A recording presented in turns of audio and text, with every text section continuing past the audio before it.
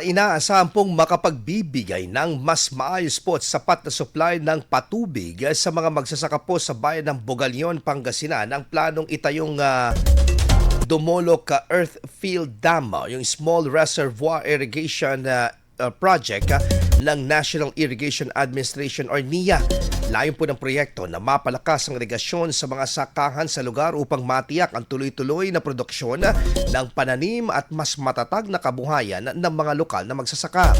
Sa pamamagitan ng itatayong Earthfield Dam at kaukulang irrigation system, inaasang mababawasan ang epekto ng mga kakulangan sa tubig lalo na sa panahon ng tagtuyot.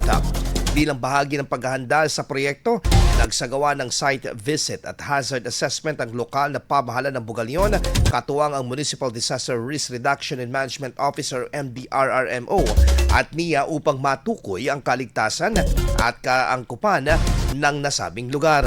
Sa naturang pagbisita, inilahad din ng NIA ang mga plano at technical na disenyo ng proyekto bilang batayan sa pagsusuri ng kahandaan ng lugar para sa nalalapit na construction. IFM News. IFM News. IFM News.